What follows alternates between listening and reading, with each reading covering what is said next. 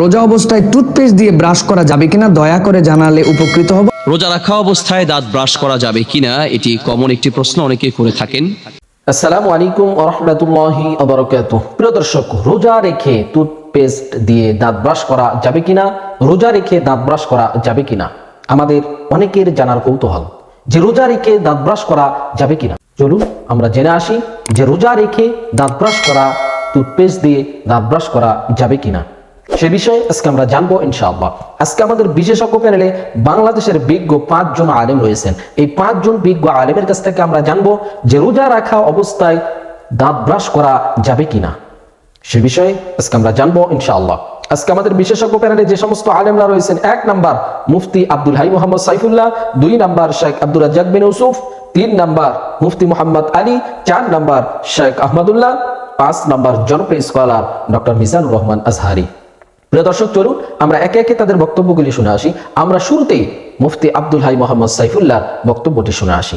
রোজা অবস্থায় টুথপেস্ট দিয়ে ব্রাশ করা যাবে কিনা দয়া করে জানালে উপকৃত হব। রোজা থাকা অবস্থায় ব্রাশ করা যাবে, তবে ফোকাহে কেরামের মতামত অনুযায়ী এমন পেস্ট আমাদের জন্য ব্যবহার করা উচিত হবে না যে পেস্টটার মধ্যে অধিক স্বাদ থাকে। আপনি বুঝতে পারেন এটার মিষ্টতা কেমন, এটার ঝাঁজ কেমন, যেটা আমার গলার মধ্যে অনুভূত হয়, মুখ কুলি করার পর আমার মুখের মধ্যে সেরকম একটা স্বাদ লেগে থাকে। এই জন্য তারা বলছেন এটা মাকরু। তবে কেউ যদি হালকা পেস্ট, যেটার গন্ধ স্বাদ হালকা, এরকম কিছু দিয়ে টুথপেস্ট ব্যবহার করেন তাহলে এক্ষেত্রে তার রোজার কোনো ক্ষতি হবে না। আমরা পেস্ট রাখলাম না, আমরা মেসওয়াক করলাম, যেটাতে আমরা এই সময়টুকুতে আমরা ব্রাশ বা এর জন্য আমরা কোনো টুথপেস্ট ব্যবহার করব না। এক্ষেত্রে আমরা অনেকে মনে করি রোজা থেকে তো আমাদের মুখ দিয়ে একটা গন্ধ আসে, যেটা অনেকের কাছে আমাদের অনেক ক্ষেত্রে মনে হতে পারে দুর্গন্ধ, কিন্তু এটারও একটা কিন্তু আল্লাহ রাব্বুল আলামিনের কাছে দাম আছে, সেটা আমাদের জন্য খুব বেশি খারাপ না। এর জন্য আমরা নরমালি ব্রাশ করতে পারি। সারা দিনের যে কোনো সময়ে মেসওয়াক করলে, দাঁত পরিষ্কার করলে কোনো সমস্যা নেই। চোখে সুরমা লাগালে, পাউডার আতর ব্যবহার করলে সিয়ামের কোনো সমস্যা নেই। জান্নাতের 8টা দরজা আছে। মানুষ যখন জান্নাতে ঢুকবে তখন সব দরজা থেকে ফেরেশতারা স্বাগতম জানাবেন। হজ পালনকারীর একটা দরজা আছে, ফেরেশতারা বলবেন আসেন আসেন আসেন, যারা হজ করেছেন এই দরজা দিয়ে আসেন, আসেন যারা সিয়াম পালন করেছেন এই দরজা দিয়ে আসেন। এইভাবে যখন আল্লাহর নবী বলতে লাগলেন তখন আবু বকর সিদ্দিক রাদিয়াল্লাহু তাআলা বলেন, আল্লাহর নবী, এমন কি কেউ হবে যাকে সব দরজা থেকে ডাকা হবে? আরে আবু বকর সিদ্দিক, শোনো, তুমি যখন জান্নাতের সামনে যাবা না, তখন তোমার সবাই ডাকবে। হজের লোক বলে আসেন আসেন এই দরজা দিয়ে আসেন, দানের ফেরেশতারা বলবে আসেন আসেন এই দরজা দিয়ে। তুমি এমন একটা মানুষ যে তোমাকে সব দরজা থেকে ডাকা হবে। সিয়াম পালনকারীর শেষ ব্যক্তি ঢুকে গেলে ওই দরজা বন্ধ হয়ে যাবে, বাকিগুলো তখন খোলা আছে। তার মানে হজ পালন করা ব্যক্তি দানের দরজাতে ঢুকতে পারবে, দান করা ব্যক্তি হজ পালন করার দরজাতে ঢুকতে পাবে, কিন্তু সিয়াম না থাকলে ওই দরজাতে অন্য কেউ ঢুকতে পারবে না। আল্লাহ রাসূল বলছেন সিয়াম পালনকারীর শেষ ব্যক্তি ঢুকলে দরজা বন্ধ করা হবে, ওটা তখনও 7টা খোলা আছে। আব্দুল্লাহ ইবনে আমর রাদিয়াল্লাহু তাআলা আনহু বলেন, রাসূল সাল্লাল্লাহু আলাইহি ওয়াসাল্লাম বলেছেন, কোরআন এবং সিয়াম বিচারের মাঠে আল্লাহর দরবারে আমাদের জন্য সুপারিশ করবে। কোরআন বলবে, রব্বি মানাতু নাওমা বিল লাইলে ফাশাফিনি ফিহি, এই লোকটাকে আমি রাতে ঘুমাতে দিনি, কোরআন মাজিদ আমাকে তেলাওয়াত করেছে, তুমি একে মাফ করো, একে জান্নাতে দাও। আঙ্গুলে তাসবিহ গণনা করবেন, আঙ্গুল আপনার পক্ষে কথা বলবে। বৈধ টাকা দিয়ে হজ করবেন, তাহলে কালো পাথরও আপনার পক্ষে কথা বলবে। কোরআন তোমার পক্ষেও হতে পারে, কোরআন তোমার বিপক্ষেও হতে পারে। সম্মানিত দিনী ভাই বোন, কোরআন মাজিদ অন্তত সূরা ইখলাস পড়ে নিজেকে বাঁচান। কোরআন আপনার পক্ষে বিপক্ষে বিচারের মাঠে হবেই হবে। সকালে ইখলাস ফালাক নাস 3 বার করে পড়েন, বিকালে ইখলাস ফালাক নাস 3 বার করে পড়েন। ইয়াকফিকা মিন কুল্লি শাইইন, সব সমস্যার জন্য যথেষ্ট হবে, সব সমস্যা। সূরা ইখলাস 3 বার, ফালাক 3 বার, নাস 3 বার। অন্তত নিজেকে বাঁচান যে আমি কোরআন মাজিদ পড়ি। রাতে যখন ঘুমাতে যাবেন, এদিকে দেখেন, উপস্থিত বৈঠকের মুসলিম বোন এদিকে খেয়াল করেন, হাত দুটি এভাবে জমা করবেন, জমা করে আগে থুথু দিবেন, হালকা থুথু দিবেন, সূরা ইখলাস, ফালাক, নাস তিনটে পড়ে মাথার উপর দিয়ে, মুখের উপর দিয়ে, বুকের উপর দিয়ে, পা যতদূর পর্যন্ত যায় বলিয়ে নেবেন, মুছে নেবেন। আয়েশা রাদিয়াল্লাহু তাআলা আনহা বলেন, যখনই আল্লাহর নবী বিছানায় শুতে যেতেন তখন এটা করতেন। আল্লাহ রাসূল বলছেন, শোনো শোনো শোনো, সূরা ইখলাস হচ্ছে 1600 কোরআন। সূরা ইখলাস একবার পড়লে 3 ভাগের 1 ভাগ পড়া হলো। সূরা ইখলাস 2 বার পড়লে 3 ভাগের 2 ভাগ পড়া হলো। সূরা ইখলাস 3 বার পড়লে কোরআন মাজিদ গোটাটাই পড়া হলো। ফাইদা ফারাগতা ফানসাব ওয়া ইলা রাব্বিকা ফারগাব। মুহাম্মদ সাল্লাল্লাহু আলাইহি সাল্লাম, আপনি যখন দুনিয়াবি কাজ থেকে অবসর হবেন, দুনিয়ার অনেক ঝামেলা, এই সেই কত হাঙ্গামা দাঙ্গামা, যখন আপনি দুনিয়াবি কাজ থেকে অবসর হবেন তখন আপনি কঠোর শ্রমে ইবাদতে আত্মনিয়োগ করুন। ইবাদত হলো কঠিন কাজ। বলুন, মুহাম্মদ সাল্লাল্লাহু আলাইহি সাল্লাম, আপনি আমাকে যা বলবেন তা বিনয়ের সাথে কান্নাকাটি করে বলুন। হুমসি খেলি কিছু বলে পাওয়া যায় না। গভীর রাতে 2 রাকাত সালাত আদায় করে কান্নাকাটি করে বলতে হবে। সূরা ইখলাস 3 বার পড়েন, নিজেকে বাঁচান, কোরআন মাজিদ আপনার পক্ষে কথা বলবে। রোজা রাখা অবস্থায় দাঁত ব্রাশ করা যাবে কিনা, এটি কমন একটি প্রশ্ন, অনেকে করে থাকেন।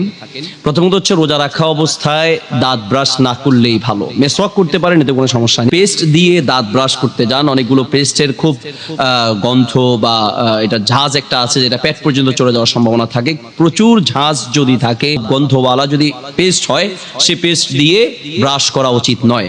বাকি যদি একান্তই কেউ প্রয়োজন মনে করেন, তাহলে নরমাল কোনো পেস্ট দিয়ে ব্রাশ করা যেতে পারে, এতে রোজা ভাঙবে না। রোজা রাখা অবস্থায় আপনি বেশি বেশি ব্রাশ করবেন। ব্রাশ করার দরকার হলে সাহারি খাওয়ার পরে আপনি ব্রাশ করে নিতে পারেন, শবে সাদেকের আগে। মেসওয়াক যদি প্রয়োজন হয় আমরা মেসওয়াক করতে পারি, আপনি মেসওয়াক করলে কোনো সমস্যা নেই। রোজা রাখা অবস্থায় মেসওয়াক করা যেতে পারে। সর্বোপরি কথা হচ্ছে যে ব্রাশ রোজা রাখা অবস্থা না করে পারলে ভালো।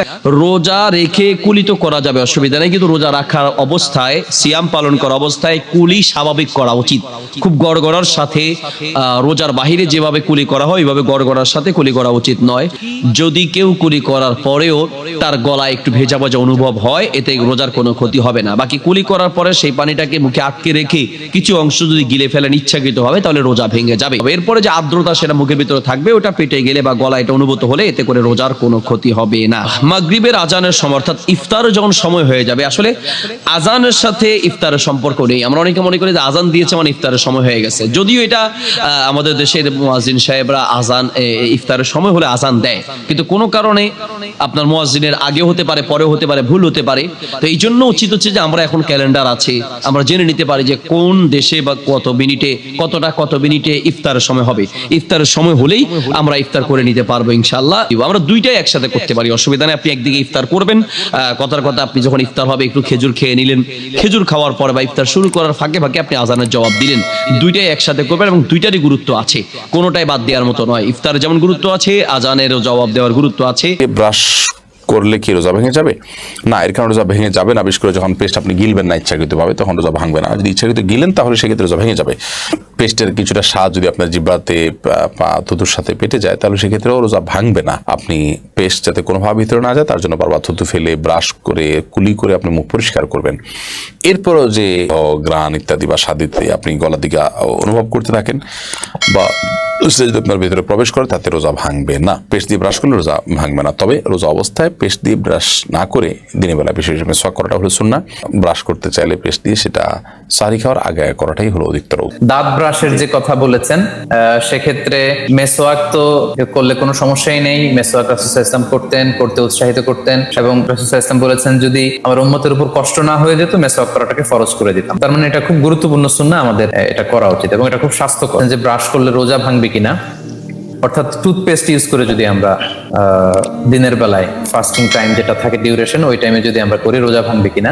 না, টুথপেস্ট ব্যবহার করে ব্রাশ করলে রোজা ভাঙবে না। তবে আমরা এটাকে অনুৎসাহিত করি, আমরা বলি যে সাহারি খাওয়ার পরপরই আপনি পেস্ট দিয়ে ব্রাশ করুন হয়। কিন্তু কোনো কারণে যদি এমন হয় যে দিনের বেলা একটা সময় তার ব্রাশ করতে তিনি চাচ্ছেন, তো সেক্ষেত্রে আমি বলবো যে খুব বেশি ঝাঁঝালো, যেটা স্বাদ জিহ্বায় খুব বেশি লাগে, খুব ঝাঁঝালো এরকম টুথপেস্ট যদি অ্যাভয়েড করা যায় ওটা ভালো। আল্লাহ তাআলার কাছে রোজাদারের মুখের এই দুর্গন্ধ এটা মিস্কের পারফিউমের চেয়ে বেশি পছন্দনীয়। তাহলে এটা কত চমৎকার একটা ঘোষণা রোজাদারদের জন্য। তো এটা নিয়ে কোনো ধরনের ইনফিরিয়রিটি কমপ্লেক্সে ভোগার সুযোগ নেই। বরং আমি বলবো যে সাহারির পরপরই পেস্ট দিয়ে ব্রাশ করুন, আবার ইফতারির পরে করুন, আর সারাদিন আপনি মেসওয়াক করুন। প্রিয় দর্শক, এতক্ষণ আমরা শুনছিলাম বাংলাদেশের বিজ্ঞ 5 জন আলেমের কাছ থেকে যে রোজা রাখা অবস্থায় রোজাদার ব্যক্তি দাঁত ব্রাশ করতে পারবে কিনা এবং টুথপেস্ট দিয়ে দাঁত ব্রাশ করা যাবে কিনা সে বিষয়ে আমরা শুনছিলাম বিজ্ঞ আলেমদের কাছ থেকে।